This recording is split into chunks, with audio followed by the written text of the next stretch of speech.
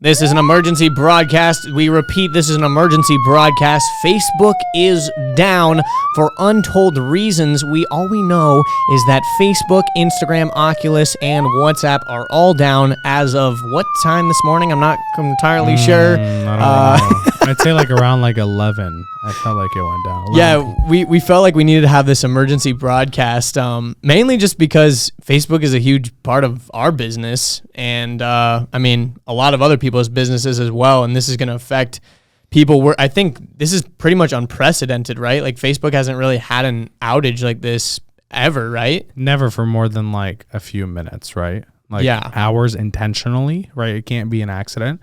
If it was an accident, it would be like one platform or the other. It was definitely intentional. Our theory, all right, we have a theory about this. So we did some research.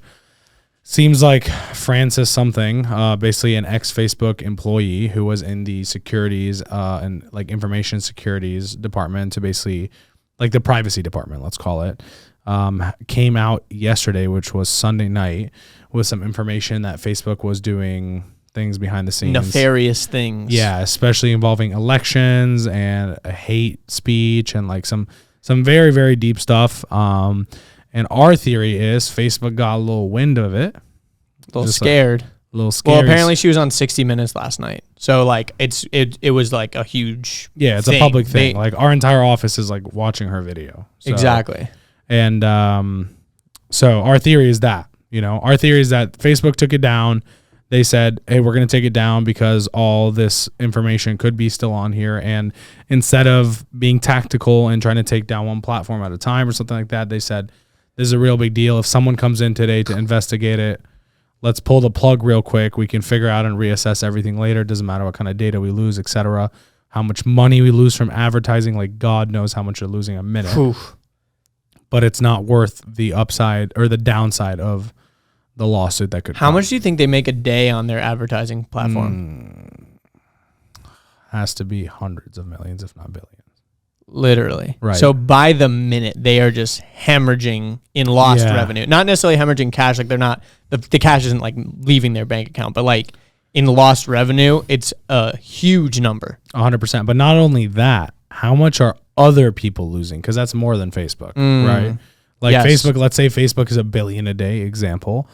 Other people are probably losing $3 billion a day in revenue, just direct ROI off of Facebook ads. So that's what we should talk about, is what are stores, especially e-commerce stores, what are businesses that are dependent on these platforms, what should they be doing right now, and how should this, whether it's temporary or permanent, both, how should this completely shift how you approach marketing overall? It's funny, we just had a couple people in our office who aren't on the ad side of things, are on the content side of things. And they were like, hey man, like if they permanently shut down Facebook or Instagram, what are we going to do as a company? And I was like, well, where would you spend more time on? And he was like, TikTok. And the other guy was like, YouTube. I'm like, guess where we'll run more ads? They're like, So, I mean, same logic, right?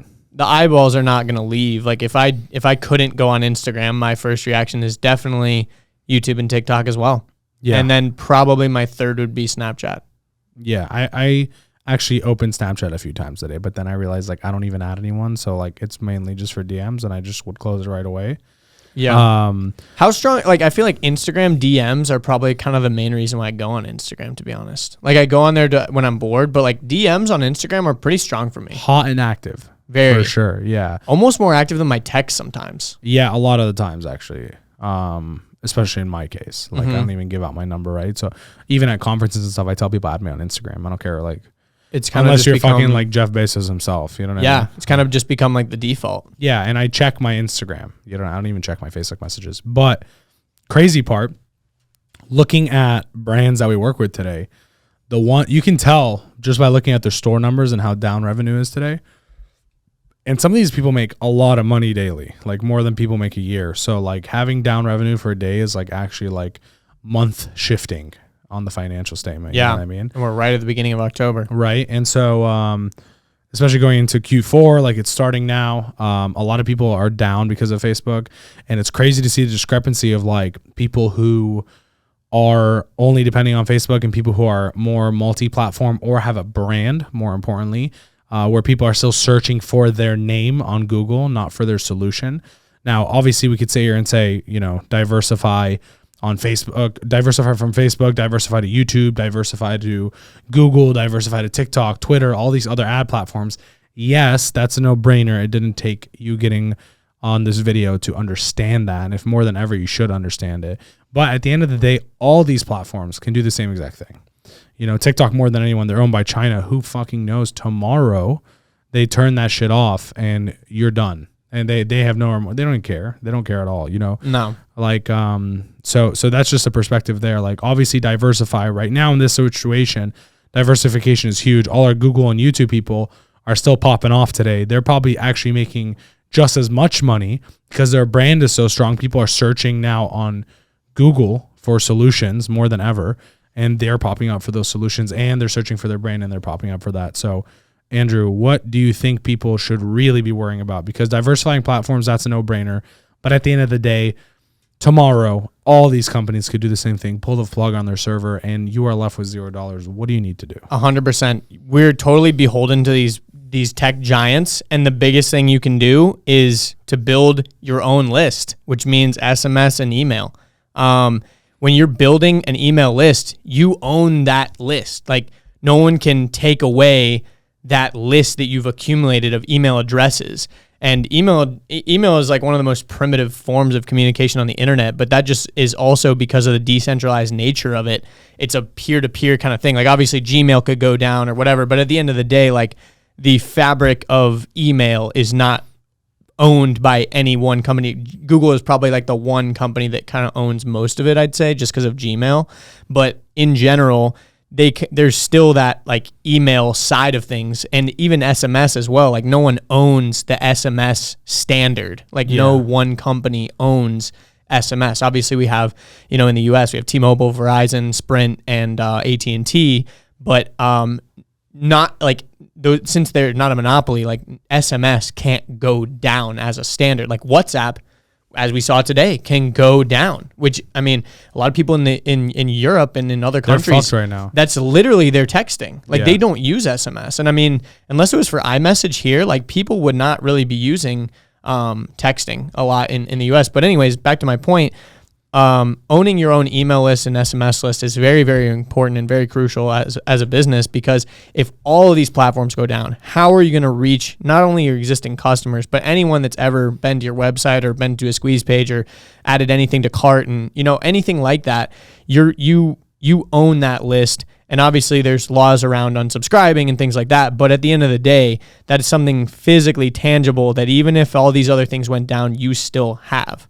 And that's why it's super important. And a lot of these companies we work with, it's mind-boggling, actually, that we can send out an email and they can make tens of thousands of dollars just based on that one email. It's actually nuts. Yeah, and little perspective, I want you to think, if you are a business owner looking at this, I want you to really think for yourself, are you running a business or are you building a business? Because every time you're spending money paying other people and you're not collecting something that's permanent, like their data, like a list, like whatever it is that you want to word it as, you are still running a business. You're not building one, because your owned real estate is all the same still. You still are renting from other people at the end of the day, and you're not actually owning it yourself. So in perspective, all the clients we have that have a majority on Facebook spend, we are sending more campaigns on other platforms like SMS, like email, in order to get these people back as buyers that day to at least compensate for the lack of sales on a day like this. So could be a day like this, could be a week like this. If you're watching this, you probably already know when it ended at this point. But I think it's very crucial and important for you to start building a list.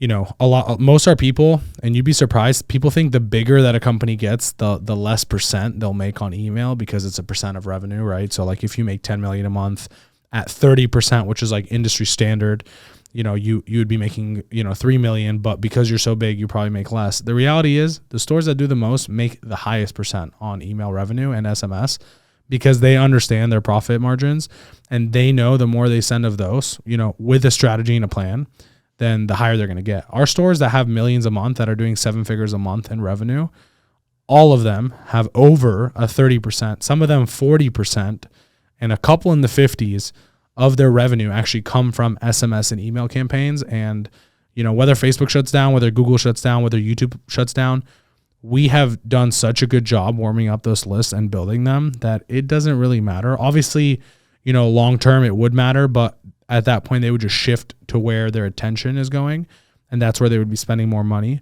But the goal is to understand that acquiring these customer informations like emails, SMS, name, birthday, things like that are an absolute game changer for a business, and no other day like today can shed light on that. Totally. And another interesting thing about that is like the percentages, we can always have like a huge more conversation about attribution and like where leads actually come from and stuff like that, because there's so many different attribution models you can point to where like, oh, email is actually getting like 70% actually according to this attribution model. Well, actually, it's getting only 20% if you use this attribution model.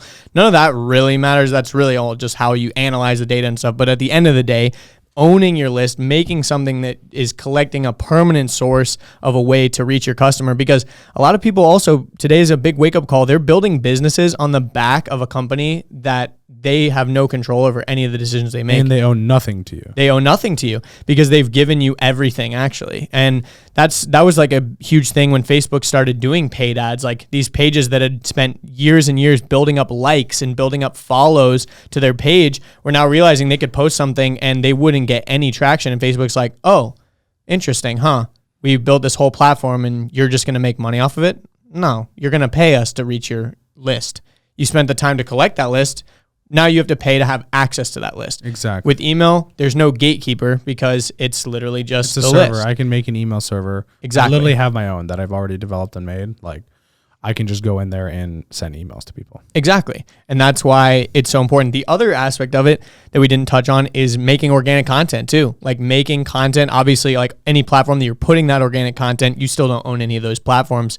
But even just having the reach, like even just posting videos consistently to a YouTube channel, to a TikTok, to anything, those types of videos, they're not ads. Like they're not going to die when the ad spend dies. They're staying up. And a platform like YouTube, it would take a lot to really take that whole entire site down. Granted, it seems like all it is a plug in the wall. It seems like it's all it is a plug in the wall based on what we've seen with Facebook today. But just in general, I mean, as of right now, we're all assuming Facebook's coming back. Yeah, and here's the thing, like to combat your content point, no matter what, you posting content, all these platforms will go away, because I know what that's people are thinking when you say that. Well, Facebook went down. Well, how come TikTok can, and how come all these other platforms can't take it down?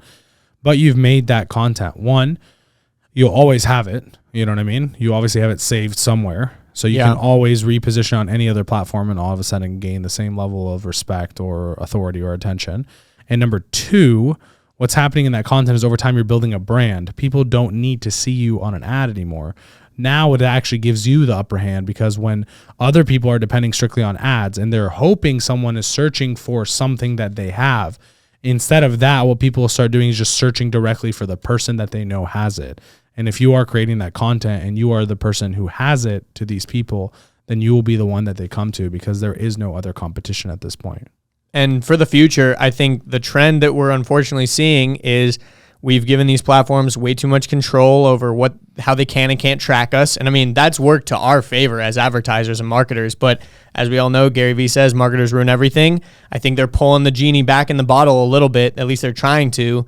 And ultimately, that's just going to lead us to having to be more clever marketers, making better content, not putting out shitty stuff that people don't want, and being more genuine with our audience. I think that's the answer, and that's where the future's heading. 100%. So if you are watching this, build your audience, whatever it takes, dude. Honestly, we even run ads with just giveaways and things like that to e-commerce stores that their only job is to generate actual leads, like emails and text message leads, so that we can then follow up with these people later. So start building your strategy, be more permanent.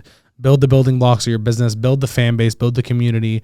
As we see, even something like a Facebook group isn't safe enough. So just make sure you have that list, you have it tangibly. And at all times, if you can't communicate with your list without having to go through someone else, then you don't own the traffic to your business. So restructure your business, start focusing more on the long term moving forward. And if you need help with email strategy, SMS strategy, feel free to reach out to us on our website.